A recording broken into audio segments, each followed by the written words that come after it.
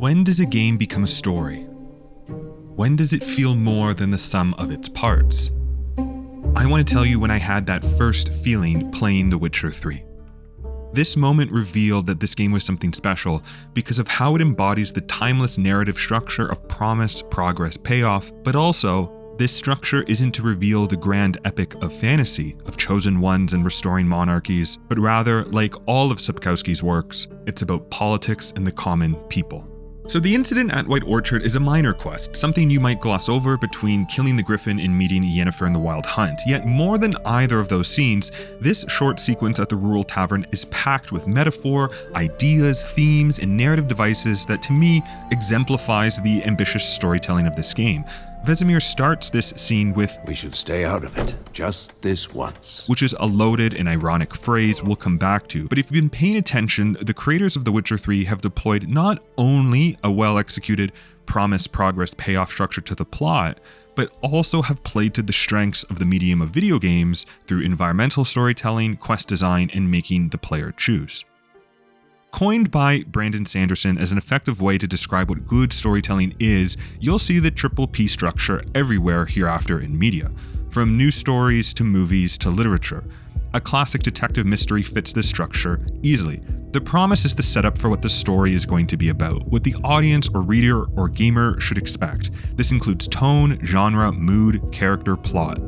The progress is about moving character through the plot and following up on that promise to reach the payoff, which is simply the resolution of the promise. White Orchard's main quest structure is stereotypical of a monster hunter. Hunt and kill the Griffin for the Nilfgaardians to learn the location of Yennefer. This is the fantasy hook we can hang our hat on. It's essentially a detective investigation, but what makes The Witcher 3 different, and Sapkowski's world and story different, is what is going on in parallel. The other promise being made. What happens to a village when their side loses the war? For the delivery of defective goods, 15 lashes with a knout. Make it so. No! By the gods, no! You might be searching for Yennefer, but Vesemir talks most about the war between the Northern Realms and Nilfgaard on your ride into White Orchard. War is not exactly going our way. We have a side. The Northern Realms. Radovid's realms, don't you mean? Temeria and Edirn are no more. Radovid's pledged to restore the old borders, as soon as he wins the war. Believe that? Gotta believe something. It's what keeps us going. The environmental storytelling is on full display here. The burnt homes, the makeshift camps, and the hanging corpses of those who defied Nilfgaard occupation or who were antithetical to its new regime. But importantly, you learn that the war is happening elsewhere and is ongoing. The battle here has already been won or lost. The player doesn't get to pick a side. Instead, we, through Geralt, explore the consequences and the impact of war on this rural countryside. This plot progresses in the background over your time in White Orchard, and the side quests flesh out the rural life of war-torn once Temeria, now Nilfgaard occupied.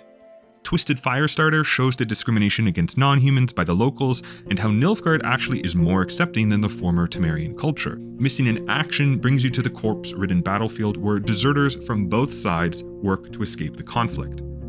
Precious Cargo reveals how the resistance remains ongoing, but now off the battlefield, where there are fewer rules and it can seem more like banditry. Even the seemingly silly quest, A Frying Pan, Spick and Span, is about a spy tracking Nilfgaard's movements and the occupied counter-intelligence efforts. That dwarf can have the arsonist hanged. The resistance fighter is stealing medical supplies. The Nilfgaardian deserter can be left to die. What we see and what we experience isn't all monster hunting, but the grim realities of war, its aftermath, and its occupation. The Witcher books are distinctly Slavic and Polish books, and in their vernacular contain all kinds of idioms and references that are hard to translate into English. But beyond their linguistic roots, they have something to say about Eastern European history and how the Witcher world positions the northern kingdoms versus the encroaching imperial power of Nilfgaard. I'll let you decide if Nilfgaard embodies the Third Reich or the Soviet Union or both.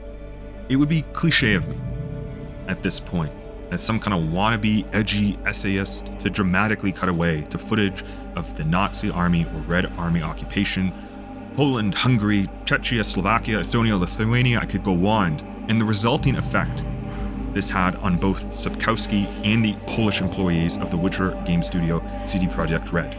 So instead, I want to show you the scene at White Orchard in its near entirety, in how it builds on the side quests, the war in the background, the irony of the Witchers, the metaphors of war and occupation. Yennefer's in Vizima. Got a few friends there, so... Something wrong? Look around. Trouble brewing. The reckless five-finger fillet of the former Temerian soldiers effortlessly reinforces the narrative. These are desperate, violent men. Vesemir calls them Patriots, drinking their 7th round for Temeria, fists starting to itch. but the game calls them bandits, reinforcing what we experienced in Precious Cargo, that it is a thin line, a moral judgment that separates their patriotism from banditry. Don't see any Nilfgaardians. They'll find another foe. I'll buy some provisions for the journey, then we'll go. Geralt, we should stay out of it, just this once. Vesemir is calling back to a previous time where Geralt intervened at a tavern and how it ended in his demise, a reminder that monsters aren't the threat, but social divisions that are so strained they erupt in violence. But also, this touches to the broader theme of the supposed neutrality of Witchers in Sapkowski's world. Except, as we will see, there's never really such a thing.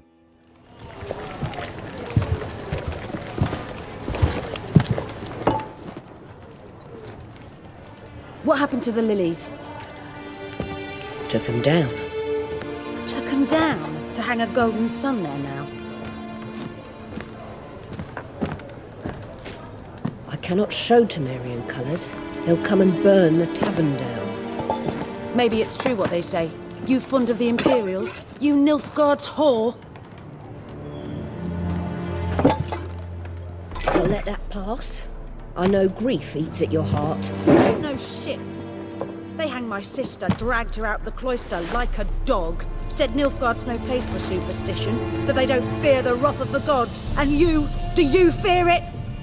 If not for Annie, your child would have choked on its navel string. You owe your son to my sister attending to the birth, and you don't fear the gods' wrath. You don't fear it. These two women are never named, but are symbols of post-war conflict. The woman is a victim of a new cultural regime and builds on the murderous environmental storytelling we've already seen. The innkeeper is seemingly allowed to keep her business, but now can't seem too much like a traitor or, well, I guess she already did to some.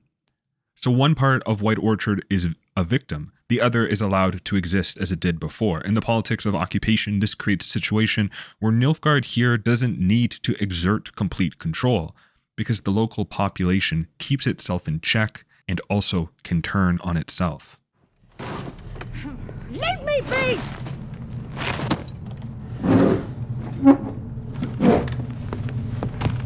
Recognize this medallion? You know what it means. Back off. You all right? They say witches steal young'uns. That true? What the Emperor promised you freaks? Your own land? Like he did the elves once? Get out, all of you. We ain't going nowhere. And neither are you. The Temerian patriots move to protect one of their own, or are just looking for an excuse for a fight. But their simple words refer to multiple ideas. Nilfgaard giving non-humans land to fight kingdoms like Temeria. The racism between humans and non-humans runs deep in this region. And then the othering of the Witchers, of them stealing little ones, of them being like elves, of them being not human. The Witchers who helped the townsfolk with the Griffin are now scapegoats for the Nilfgaardian rule. They won't back down now. I can see that. This results in bloodshed. Geralt and Vesemir can't stay neutral here, but in reality, the Witchers never stayed neutral in anything. They always get involved. The ironic part here, though, is that in this sequence, the player doesn't get any kind of choice in how to handle the situation. I think that may be saying something. And also, how even though Vesemir said before that they need to support the Northern Kingdoms, it's now soldiers of a Northern Kingdom that want to kill them.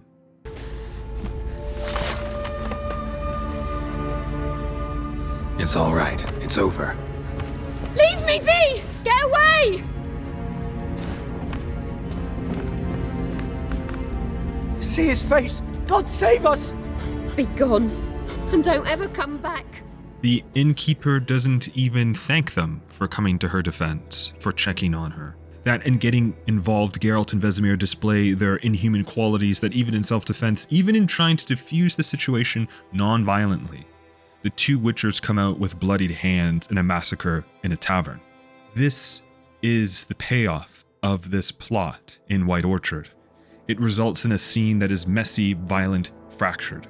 The reality of a post-war society. It asks if the Witchers should have intervened at all, which in turn asks, was the woman justified in assaulting the innkeeper? Were the Temerian soldiers patriots here, leaping to the defense of a woman, or just bandits looking for blood?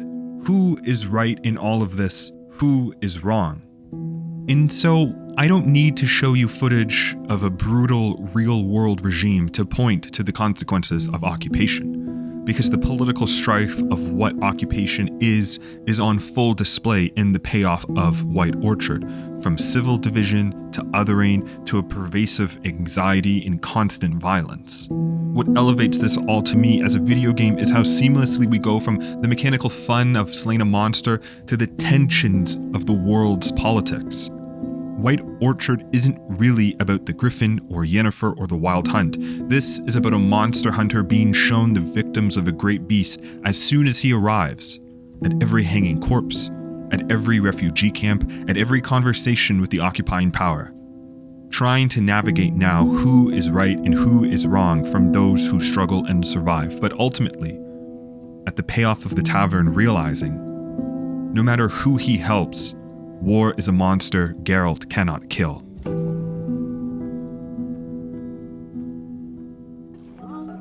I hope you enjoyed watching this video. If you did, this is the 4th I've made about the Witcher games and world, so links in the description to check out the others. And also, do leave a comment or share this around. I love responding to comments, and visibility is always a struggle for small YouTubers.